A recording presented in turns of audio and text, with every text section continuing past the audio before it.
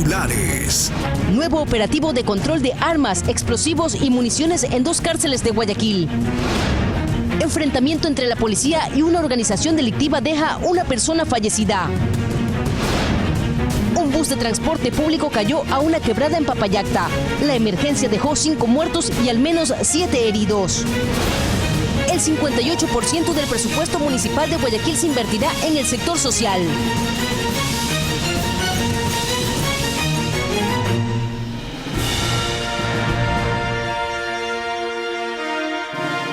Esto es Noticias Soromar de las 12 horas, con la conducción de María José Pino Argote. Buenas tardes, amigos en casa. Gracias por acompañarnos al cierre de esta semana laboral. La Contraloría General del Estado confirmó 6 glosas por 4,6 millones de dólares. Esto por incumplimiento en los contratos de revisión técnica vehicular en Cuenca. Acompáñenos que aquí iniciamos Noticias Soromar en su segunda emisión.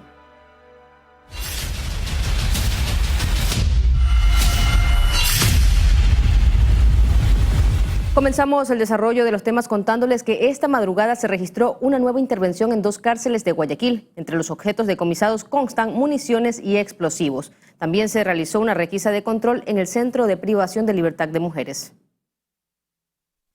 Desde esta madrugada, policías y militares realizan un nuevo operativo de control de armas, explosivos y municiones en los centros de privación de libertad provisional 2 y 5 de Guayaquil.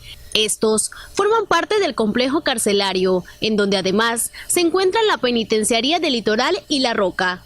Según indicó el Comando Conjunto de las Fuerzas Armadas mediante su cuenta de Twitter, en el operativo intervienen cerca de 2.000 policías y militares, quienes utilizan medios logísticos, terrestres, navales, aéreos y policiales. El control también se realizó en el Centro de Privación de Libertad de Mujeres, en donde ingresó personal militar y policial femenino para su registro. En esta incursión se decomisaron electrodomésticos, entre los que constan ventiladores, aires acondicionados, televisores, lavadoras, dispensadores de agua, prendas de vestir y relojes de marcas de lujo, al igual que armas, municiones, droga y dinero. Según el SNAI, el operativo continuará hasta horas de la tarde. Recordemos que la última intervención se registró este 3 de agosto en la penitenciaría del Litoral, donde se encontraron armas, municiones, drogas, una granja de pollos y hasta una piscina con tilapias de exportación. Katia Mero, Noticias Soromar. Y hablando de cárceles, la renuncia de Guillermo Rodríguez como director del SNAI dejó al ente de control carcelario en zozobra. Algunos expertos consideran que no poner a alguien en el cargo podría traer consecuencias graves. El Servicio Nacional de Atención a Personas Privadas de Libertad de SNAI se encuentra en acefalía. Esto tras la renuncia de Guillermo Rodríguez a la dirección del ente de control carcelario. El paso al costado de Rodríguez se da luego de la última masacre carcelaria en la penitenciaría del Litoral, donde al menos 31 reos perdieron la vida. Y lo llamativo de todo es que 2 días después de su dimisión, el gobierno aún no anuncia quién será su reemplazo. Si no hay un reemplazo inmediato, pues el problema va a agudizarse mucho más, porque al no tener un direccionamiento desde una cabeza central sobre las políticas y acciones y estrategias de seguridad que se tienen que emplear en el ambiente carcelario, pues eso quedaría a la deriva. Para el experto en seguridad Mario Pazmiño, la renuncia de Guillermo Rodríguez en medio de una declaratoria de emergencia del sistema carcelario tiene una lectura clara. Implica un reconocimiento de que el SNAI no tiene el control sobre los centros carcelarios, y ante esa situación pues es mejor dar un paso al costado para que venga otro profesional a hacerse cargo del tema. Lamentablemente es una situación sumamente crítica la que está viviendo los centros carcelarios. Este criterio también lo comparte el experto en seguridad Christopher Gallegos, pero agrega que la renuncia de Rodríguez pudo haber sido motivada y no voluntaria. De alguna forma los comunicados del gobierno, los comunicados del SNAI, fuesen ciertos en cuanto a anuncio de control del sistema, de retomar el control del sistema, no tiene una explicación lógica la salida del director. A mí me da la impresión que el presidente de la República le pidió la renuncia, como siempre se hace, ¿no? Es un ándate, pero te voy a agradecer y quiero que me des un documento formal para poder disimular tu salida. No sorprendería entonces que la ausencia de una cabeza frente al SNAI traiga como consecuencia que el crimen organizado tome más fuerza en las cárceles, asegura Gallegos. Y frente a esa ausencia de conocimiento, me pongo incluso a pensar que el crimen organizado todavía va a tomar mayor control y protagonismo en el sistema penitenciario ecuatoriano como tal. Y esto es penoso, porque cuando no tenemos una persona que de alguna forma intenta hacerle control o intenta ponerle una barrera al crimen organizado, pues bueno, el crimen organizado tiene libertad para avanzar, para continuar, para seguir con su propósito delictivo. Ya la madrugada de este jueves, nuevos disturbios se registraron en la penitenciaría del Litoral, por lo que policías y militares tuvieron que ingresar una vez más a los pabellones del penal, donde en los últimos días se han decomisado miles de municiones, así como cientos de armas de fuego. El ahora exdirector del SNAI fue posesionado en el cargo el 10 de octubre de 2022. Mientras tanto, un experto en rehabilitación social explicó que la propuesta del alcalde de Cuenca de construir retenes en las afueras del centro carcelario de Turi es imposible, pues primero habría que reformar la Constitución. Construir retenes en las inmediaciones de la cárcel de Cuenca en Turi para controlar el arribo de privados de la libertad de otras regiones del país es imposible, asegura el experto en asuntos de rehabilitación social Christopher Gallegos. Necesitamos reformar la Constitución de la República, cambiar la Constitución de la República, y eso no se puede cambiar con la voluntad política del electorado de Cuenca. Es un tema nacional, de potestad exclusiva del Estado y del gobierno central. No es un tema de los gobiernos autónomos descentralizados como el señor alcalde equivocadamente cree.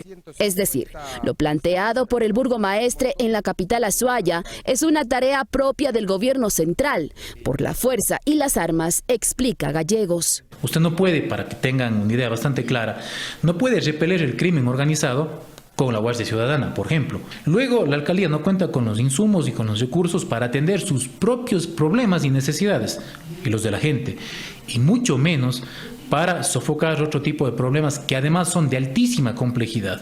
Los problemas a los que hace referencia el exfuncionario de rehabilitación es el registrado en la Feria Libre o también conocido como Mercado El Arenal, donde además del desorden, insalubridad, delincuencia común, alcoholismo, incluso venta de droga, la extorsión está presente.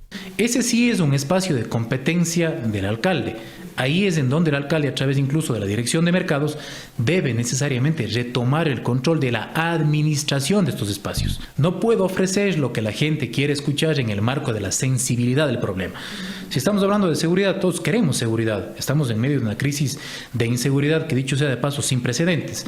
Y claro, vengo y como el Salvador o como el Mesías, ofrezco precisamente lo que la gente quiere, aunque no tenga la capacidad real de hacerlo una vez que esté en el cargo. Sin embargo, Zamora por reiteradas veces ha dicho que su intención pronto se cumpliría y que ya contaría con el respaldo de autoridades nacionales.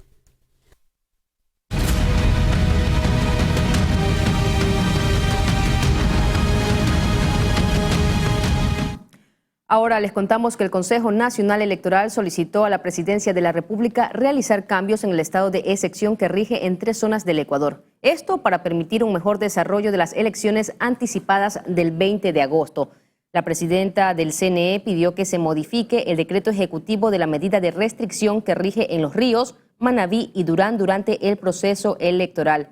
La solicitud se realiza para que funcionarios del organismo electoral, observadores nacionales e internacionales, delegados de las organizaciones políticas y quienes integren la mesa de escrutinio permanente puedan movilizarse sin inconvenientes durante los comicios.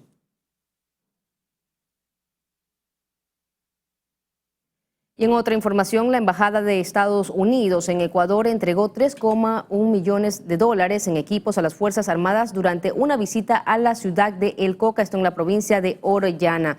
Mucha atención porque las contribuciones incluyeron $1,1 millón en equipo militar, 1,3 millones para la construcción del centro de mantenimiento fluvial y aproximadamente $747,000 en equipos de comunicaciones a las brigadas de infantería de la Marina San Lorenzo. Estas entregas forman parte del compromiso del Comando Sur de Estados Unidos con el Ecuador en apoyo a las operaciones de interdicción marítima a lo largo de la frontera norte y las vías fluviales amazónicas asociadas.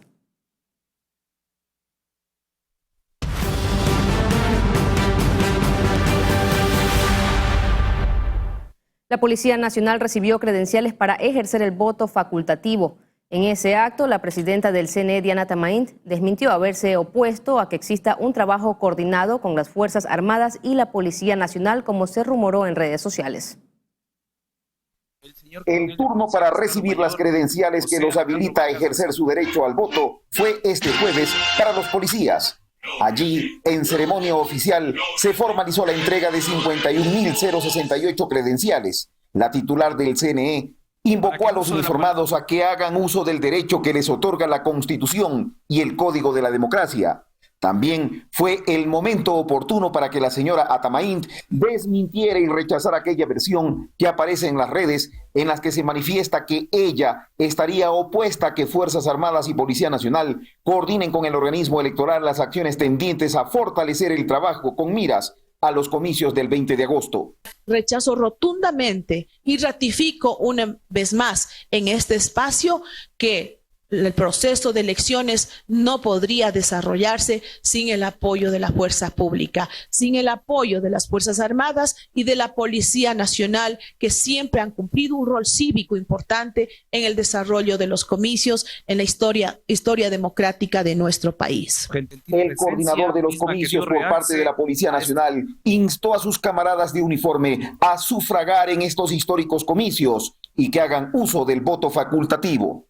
Quienes voluntariamente decidan ejercer su derecho al voto, me refiero a los miembros de la Policía Nacional, lo hagan pensando en el Ecuador, en el futuro de sus hijos y sus familias. En 17 días, los ecuatorianos volveremos a estar frente a las urnas para apostar por un nuevo destino. Luisa González, candidata a la presidencia de la República por el movimiento Revolución Ciudadana, anunció en un diálogo con medios de comunicación de la Amazonía que su organización política no apoyará más la candidatura de Jimena Morante, quien postula como asambleísta por Pastaza. Esto luego de que Morante haya llamado corruptos y ladrones a integrantes de dicho partido. En este sentido, el Buró Político de la Revolución Ciudadana, a través de un comunicado, ratificó y mostró respaldo ante la decisión de la presidenciable. Escuchemos. Hay una persona que nos dijo corruptos, que nos acusó de corrupción, que acusó a Jorge Glass, que acusó al proyecto de la Revolución Ciudadana, sin pruebas, como muchos, sin ninguna prueba, porque tanto Rafael Correa como Jorge Glass fueron procesados sin pruebas por influjo psíquico. Esa gente que replicó, porque era el discurso de moda, diciendo que éramos corruptos, misteriosamente aparece en nuestras filas y se nos infiltró una persona desleal, una persona sin principios ni valores, porque aquel que dice y se contradice a sí mismo no tiene principios y no tiene valores y no puede ser parte de la Revolución Ciudadana, y me refiero a la señora Jimena Morante, que encabeza la lista de asambleístas en esta provincia de Pastaza.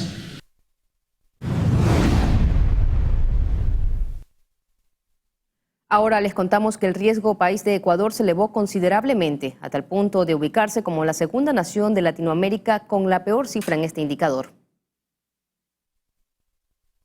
Este 2 de agosto, Ecuador registró 2.018 puntos en el riesgo país. el indicador más alto en 3 años y el peor número en el gobierno de Guillermo Lasso. El incremento fue de 47 puntos en relación al día anterior. Con este número, Ecuador se ubica como la segunda nación de América Latina con el riesgo país más alto, superando incluso a Argentina, que al 2 de agosto reportó 2.011 puntos y que atraviesa una de las peores crisis económicas en 32 años. En primer lugar, en cambio, se encuentra Venezuela con más de 39.000 puntos. El incremento en el riesgo país reflejaría la alta incertidumbre política del Ecuador a puertas de las elecciones presidenciales y legislativas, generando desconfianza sobre la capacidad de pago de la deuda externa. La última vez que el riesgo país de Ecuador registró un puntaje similar fue en septiembre de 2020, cuando llegó a cerrar en 2.852 durante el gobierno de Lenín Moreno. Cabe señalar que los indicadores actuales podrían traer consecuencias en lo que respecta a la inversión extranjera o el acceso al financiamiento internacional. Tania Loor, Noticias Oromar.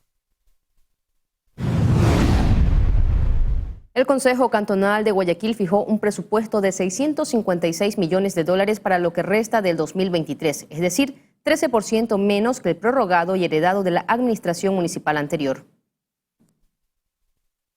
En una sesión ordinaria del Consejo Cantonal de Guayaquil, presidida por Aquiles Álvarez, alcalde de la ciudad, fue aprobado el presupuesto para los últimos 5 meses de este año. Hay 99 millones de dólares en contra con partidas emitidas, por ende hemos tenido que recortar presupuestos de muchas direcciones, buscando no afectar la ayuda social, buscando no afectar la ayuda en salud para los guayaquileños y, por supuesto, honrando los compromisos en obra pública. Recibimos la administración con un presupuesto de 755 millones de dólares, pero la realidad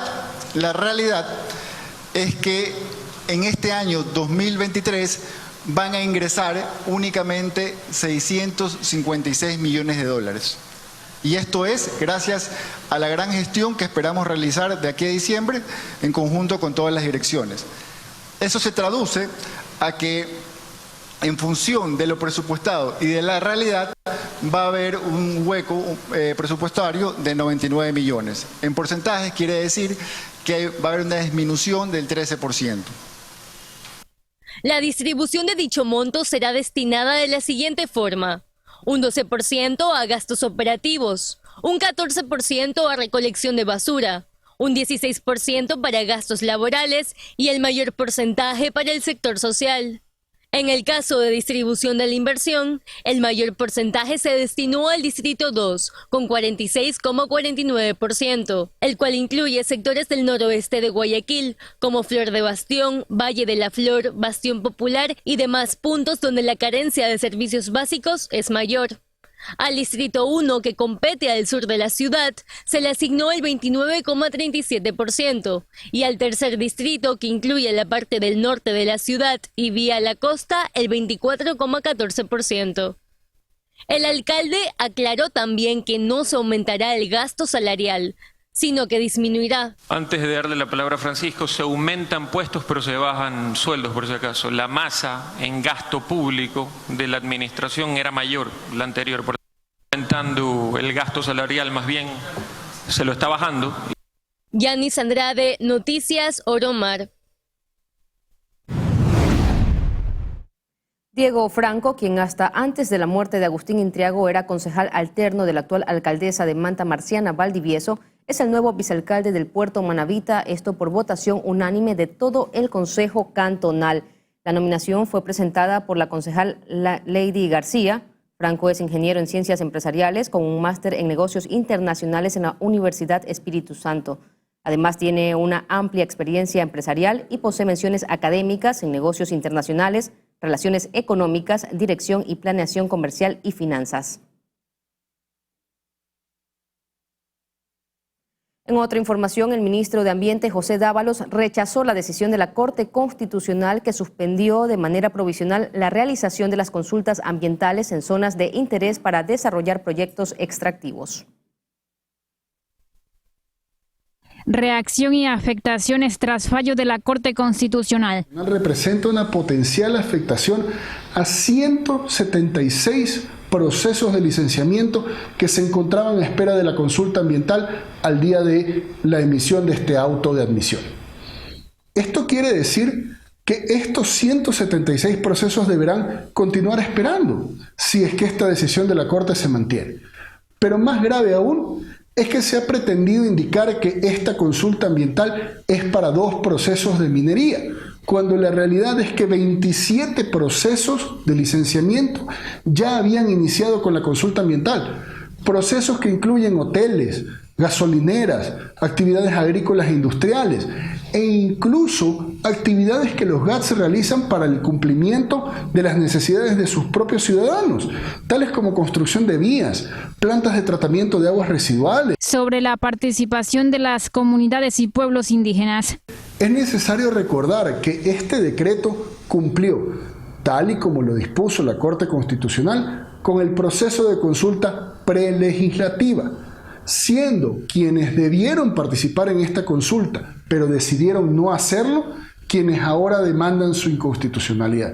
Esto es un claro abuso del derecho, pues esta cartera de Estado dio todas las facilidades para que todas las comunidades del país pudieran participar en la consulta prelegislativa de esta norma reglamentaria de la consulta ambiental. Sin embargo, en su momento se emitieron comunicados indicando que no se iba a hacer, y son quienes ahora demandan el no haber sido incluidos. El denominado decreto 754 que se emitió en junio pasado por el presidente Guillermo Lasso. Es la consecuencia del cumplimiento de una sentencia de la Corte Constitucional previa, la sentencia 2218-IN. Y mediante esta sentencia, en su decisión 7, se le dispone al presidente de la República reformar mediante norma reglamentaria la consulta ambiental para incluir los criterios que la propia Corte había dado. Es decir, mal podría esta Corte pensar en que se ha vulnerado la reserva de ley de los derechos por cumplir un mandato de la propia Corte Constitucional. 12 horas con 21 minutos, amigos televidentes, momento de hacer un alto a la información para dar paso a nuestros consejos comerciales. En pocos minutos retornamos con más noticias.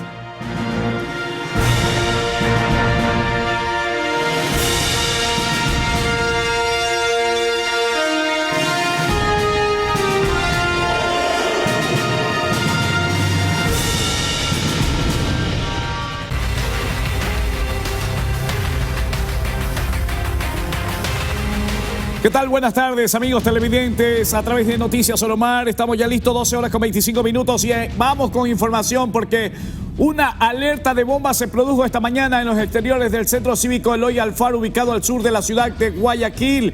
En el teatro se desarrollaba allí un evento sobre la adicción a las drogas, que estaba dirigido a jóvenes estudiantes.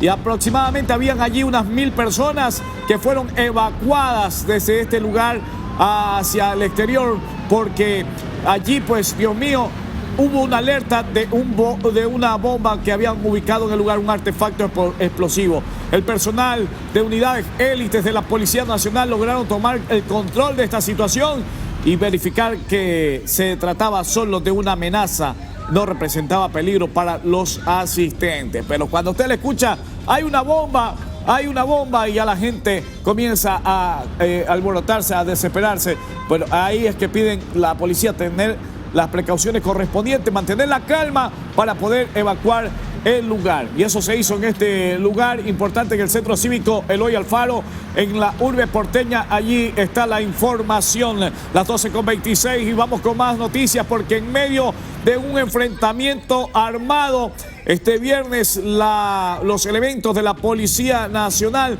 lograron detener a 5 integrantes de una presunta organización delictiva. La captura se llevó a cabo en el Cantón Quevedo, provincia de Los Ríos. Según el comandante de la Policía Nacional, Fausto Salinas, dicho operativo dejó a una persona fallecida y otra herida. Además, hubo daños a los bienes del Estado. Como resultado, Salinas informó que se pudo decomisar droga, armas de fuego y un vehículo que estaba nada más y nada menos reportado como robado. Allí está, dice el comunicado de la Policía Nacional, que estos 5 detenidos serían integrantes de una organización delictiva en el país denominada Los Lobos. Es el comunicado que dice la Policía Nacional, la información emitida a través de los medios, las plataformas de la Policía Nacional. Y vamos a continuar con otra información porque el reloj marca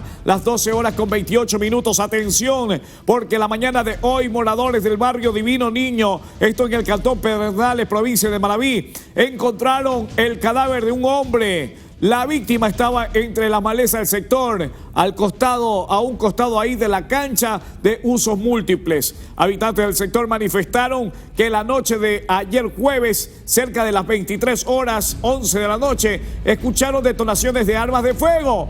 Volaba la bala ahí, pero nadie salió de las casas debido a que había toque de queda. Mejor se quedaron en casita. Sin embargo, ya esta mañana, antes de las 7 de la mañana, se percataron que en el sector, ahí estaba el cuerpo sin vida de este hombre, el cual aún no ha sido identificado, y fue realizado el levantamiento del cadáver por parte de la Policía Nacional y llevado hasta el Centro Forense de Santo Domingo de los Áchilas para que le realicen la autopsia correspondiente y posteriormente aparezca la familia y pueda darle cristiana sepultura a este hombre. Ya por ahí comentan que sería un mototaxista de este cantón, el cantón Pedernales en este caso. Las 12:29 y ahora pasamos a darle otra información. Les informamos que cerca del kilómetro 11 de la vía San Borondón, sujetos desconocidos asesinaron a una persona que se movilizaba en un vehículo color vino tinto.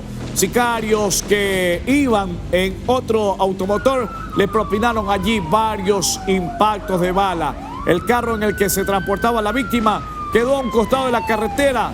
Al sitio llegó la policía para recoger las evidencias correspondientes. Acordonó la zona, ahí estaba el carro, ahí estaba el cadáver. Verificaron algunos indicios balísticos, cámaras de seguridad, información de testigos que ayuden a esclarecer este crimen ocurrido en la vía a San Borondón, en la provincia de El Guayas. Vamos marcando la hora a las 12:30, 12:30. Buen provecho si están en el almuerzo, porque aquí nosotros les seguimos informando. La noche de ayer se registró un caso de sicariato en Cristo del Consuelo, esto en la ciudad de Guayaquil. Sujetos armados acabaron con la vida de un ciudadano que circulaba a bordo de una motocicleta cuando fue sorprendido ahí por una ráfaga de disparos. La Policía Nacional llegó a la escena del crimen para realizar el levantamiento del cadáver. Antes de eso tuvo que sacar a las personas que estaban en el lugar, porque todos se aglomeraron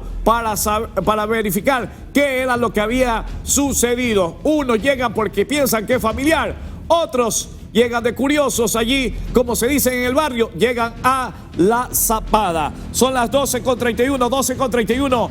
Miguel Santos Burgos, director de terrenos del municipio de El Cantón Durán, en la provincia del Guayas, fue asesinado la tarde de este miércoles cuando salía de su jornada laboral. El crimen ocurrió frente al edificio de la institución y según la información de la Policía Nacional, 2 personas que se encontraban cerca del funcionario también fallecieron a consecuencia de este ataque armado. 2 de los fallecidos, entre ellos Santos Burgos, se transportaban en un vehículo Kia color amarillo y el otro pues en una motocicleta. Acorde a los testimonios de los moradores, la persona que se movilizaba en la moto desempeñaba la labor de custodio, de guardia de seguridad de este funcionario municipal. Allí hay un video que ya circula en las redes sociales en el momento que fue disparado el guardia municipal, pero una vez que estaban cometiendo el crimen, rápidamente llegó la Policía Nacional y montó un operativo y hay personas que han sido detenidas para las investigaciones. Vea, ahí aparece la policía, ahí están matándolo, quitándole incluso el arma porque cargaba un canguro. Todo lo quitan. Después que lo asaltan, hasta le roban las pertenencias. Ahí está, y sigue disparando. Ahí regresa a dispararle. Y ahí justamente aparecen los elementos de la Policía Nacional que se fueron de plomiza, plomo y bala con los delincuentes, con los sicarios, y hay detenidos que la Policía Nacional está investigando sobre este caso a este funcionario municipal del Cantón Durán en la provincia del Guayas. Estamos marcando las 12 horas con 32 minutos y atención porque un nuevo caso de sicariato se registró el día de ayer en Villamil Playa, provincia del Guayas. Sujetos desconocidos ingresaron hasta el interior de un domicilio y realizaron varias detonaciones de armas de fuego, acabando con la vida de una mujer de la tercera edad. Además, otra persona resultó herida y fue trasladada hasta una casa de salud. El crimen ocurrió frente a la unidad de policía comunitaria. La policía ya se encuentra investigando el caso para verificar ahí las motivaciones, Peñaño. Algo tiene que haber ocurrido. ¿Para qué? ¿Con qué finalidad asesinaron a la señora de la tercera edad en este lugar? Y hay otra persona que está herida. Esto es investigación para los agentes de la DINASEC de la Policía Nacional. 12:33 y atención, 5 fallecidos y 7 heridos, entre ellos 2 menores de edad. Fue el resultado de un siniestro vial protagonizado por un bus de transporte público que circulaba por la vía Papayacta la madrugada de este viernes 4 de agosto de hoy.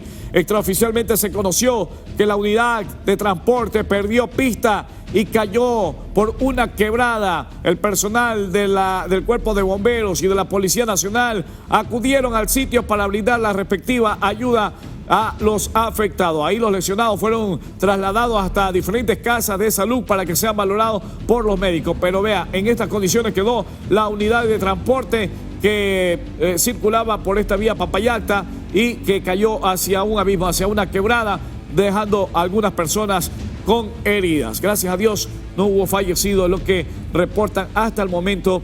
A ver, reportan 5 fallecidos, ¿no?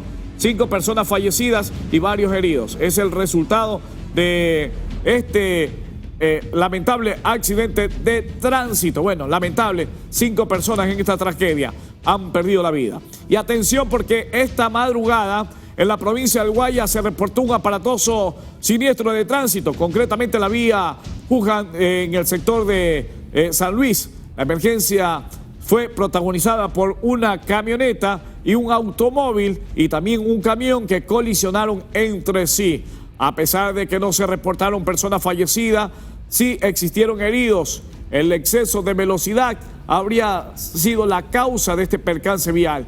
Y este mismo punto, hora más tarde, un nuevo accidente vial se registró en este lugar. Personal de tránsito acudió, pues en ese sector se constató que un camión y un vehículo impactaron entre sí. El siniestro provocó congestión vehicular. No se reportaron lesionados, pero sí daños materiales en ambos accidentes de tránsito. Vamos a marcar la hora 12:35. 12:35 minutos. Cambiamos de información porque ahora vamos a ver esos captaditos, esos que quedaron en cámaras de seguridad. Pasamos a revisar los robos, los asaltos y vamos a la capital de la República, en Quito, donde cámaras de seguridad captaron el momento en que un hombre rompió el cristal trasero de un automóvil allí para cometer la fechoría. ¿Sabe que se llevó? Un maletín sacó allí, vea. Ahí saca y se mete el tipo, mete la cabeza. Cuidado, te cortas hasta la yugular, hijo mío. Y ahí vea, se lleva el maletín de este carro. Ahí va. Mire cómo violenta la seguridad del parabrisas posterior. Y una vez que logra cometer este objetivo de dañar ahí el vidrio, saca de la parte posterior una maleta. ¿Qué habla en la maleta? No sabemos, pero se llevó. Esto ocurrió en la avenida 6 de diciembre en la ciudad de Quito. 6 de diciembre y Checoslovaquia, ahí ocurrió este hecho. Y vamos a seguir revisando información porque ahora les informamos que antisociales quedaron registrados ahí, captados por el ojo de una cámara de seguridad cuando cometieron un robo en el sector de Vaca de Castro, en la capital ecuatoriana. Las imágenes se logra apreciar cuando una mujer disimula que va a comprar un producto para distraer a la vendedora, mientras que el caballero de gorra, el ratero se apodera del billete. Casi se llevaron $1000 de esa tiendita, vea. Y la otra, la Barbie que está allí, hace la disimulada también. Y entre los tres se le llevan justamente el billete a la señora de la tiendita. Ahí está, ya se fueron los otros dos. Y la acá se hace la disimulada. Ay, pobrecita señora, le han robado. Esos ladrones, señora, que son unos sinvergüenza. Y ella también estaba como parte de la banda de estos sinvergüenzas pillos rateros. Esto en la capital de la República. Las 12 horas con 38 minutos, 12 con 38. Y ahora pasamos a Los Ceibos, al noroeste de Guayaquil, donde un joven que llegaba a su domicilio fue víctima de la delincuencia. Veamos el video que lo tenemos ahí en pantalla, cuando el joven, el caballero, baja con su ropita ya para ingresar a su casa. En ese momento aparece un automóvil donde venían los pillos. Se bajaron y de manera violenta lo intimidan y lo tiran al piso a la víctima. No contentos con tirarlo al piso, lo meten a la casa y se le llevan algunas pertenencias para luego huir en el automóvil en el que andaban. Esto ocurrió en Los Ceibos, en Guayaquil, este hecho delictivo. Las 12 con 38 y en la provincia de Los Ríos, específicamente en el cantón Valencia, dos sujetos armados asaltaron a una estación de combustible. Los delincuentes llegaron a bordo de una motocicleta e inmediatamente procedieron a despojar de las pertenencias a quienes se encontraban en este lugar. Además se llevaron las ganancias del día. Los gariteros le dijeron: preste para acá el canguro, si no lo disparamos. Lo ponían por allá todos y ahí comenzaron a hacer su fechoría estos antisociales en esta gasolinera en el Cantón Valencia. Cantón Valencia, provincia de Los Ríos. Ahí está este atraco. 12 con 39 y nos vamos a Cuenca, Cuenquita, en Cuenca. ¿Qué pasó en Cuenca? Allí 3 sujetos armados asaltaron a una mujer que salía de retirar dinero de una entidad financiera. También quedó grabado este hecho en cámara de seguridad, que lo vamos a revisar a continuación, porque estos individuos corrieron hasta alcanzar a la víctima y se le llevaron el dinero que había recaudado. Aquí la información para ustedes. Ocurrió en la parroquia Calderón de Quito. 2 motorizados interceptaron a una ciudadana que caminaba tranquila por las calles Humberto Puga con la intención de despojarla de sus pertenencias. A pesar de que la víctima gritó en varias ocasiones para pedir ayuda, esto no fue una limitante para que los antisociales se salieran con la suya. Los delincuentes cubrieron sus rostros para evitar ser descubiertos. Ahora pasamos al norte de Guayaquil, y es que en Bastión Popular un ciudadano se opuso al robo de sus pertenencias. Un antisocial llegó hasta una heladería y con arma en mano intentó asaltar al propietario del establecimiento.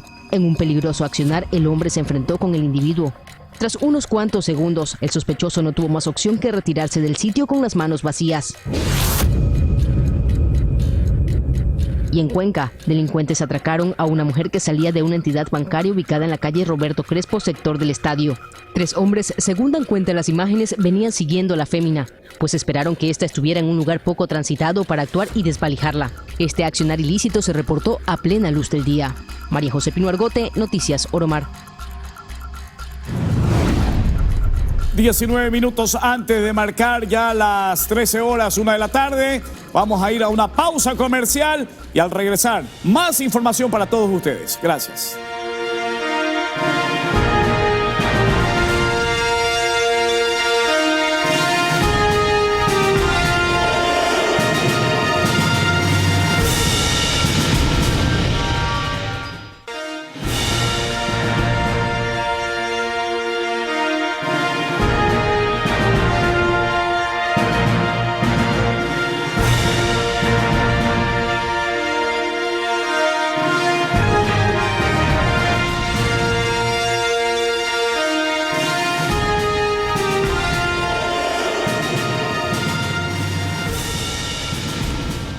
Horas con 45 minutos. Continuamos revisando más información y en este sentido les contamos que muchos ecuatorianos que salen del país en busca de un mejor futuro en Estados Unidos llevan años sin ver a sus familiares, ya que no pueden visitarlos debido a su situación irregular. En ocasiones se ha mencionado un alivio migratorio conocido como TPS, pero ¿qué es y qué beneficios aportaría para los migrantes? Se lo contamos en la siguiente nota. El conflicto de los migrantes irregulares no queda en lo peligroso que puede ser llegar a Estados Unidos. Quienes lo logran permanecen en situación de indocumentados y corren el riesgo de ser deportados, mientras que quienes permanecen en suelo estadounidense atraviesan otros dramas sociales como no poder visitar a sus familiares. En este sentido, en ocasiones se ha mencionado la posibilidad de que los migrantes ecuatorianos puedan acceder al programa de alivio migratorio de Estados Unidos, conocido como Estatus de Protección Temporal, TPS por sus siglas en inglés. Pero ¿qué países pueden solicitarlo y por qué Ecuador calificaría? William Murillo de 1-800 Migrante lo explica. Países que han estado en situaciones de vulnerabilidad, por ejemplo, los que pueden aplicar para el TPS son los países que han tenido conflictos bélicos y en temas políticos, por ejemplo, Venezuela. Ellos no han tenido conflicto bélico ni han tenido terremotos, por ejemplo, pero han tenido unas situaciones políticas extremas y han podido calificar por eso. Entonces, esa es una de las circunstancias que Ecuador también podría calificar. En caso de que un presidente ecuatoriano solicitara el TPS, lo que sería una decisión enteramente política que tomaría varios meses en definirse, los principales beneficiados serían los migrantes y sus familiares. Los ecuatorianos indocumentados que están acá en Estados Unidos podrían tener su permiso de trabajo, podrían regresar a Ecuador con un permiso especial de viaje y regresar a Estados Unidos. Les dan el seguro social, les dan acceso al sistema y naturalmente no los pueden deportar. Acá hay ecuatorianos que no han podido regresar a su familia en 10, en 15, en 20, en 30 años. El TPS podría al fin tener una solución para esta problemática social. A decir de Murillo, el TPS también podría frenar en cierta medida la ola migratoria, ya que hay familias que para poder reunirse deciden salir de Ecuador por pasos irregulares. Eventualmente va a detener el flujo de migración familiar, porque hay muchísimas personas que están viajando para ver a sus familiares, para ver a su padre, para ver a su madre, para ver a sus hermanos, padres que se olvidaron de sus hijos y las madres se ven obligadas también a emigrar. Entonces todo esto va a detener en parte la migración irregular. En enero, una coalición conformada por varias organizaciones suscribió una carta al presidente Lasso para solicitar que se formalice ante Estados Unidos el pedido para que se incluya a los ecuatorianos en el programa de alivio migratorio. Pero al parecer el tema habría quedado en segundo plano, pues el gobierno no se ha pronunciado al respecto. Tania Loor, Noticias Oromar.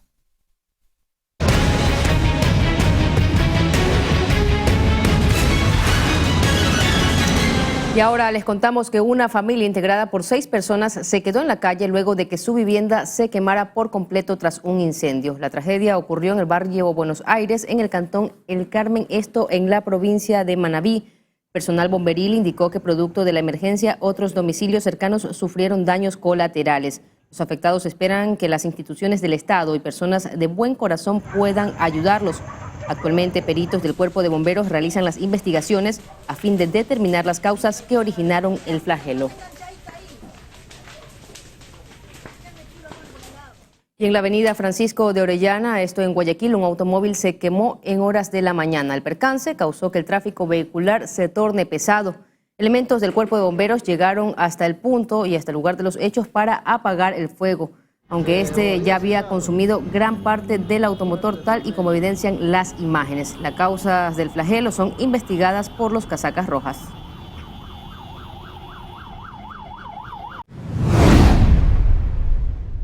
Y así, de esta manera, María José, despedimos este servicio informativo.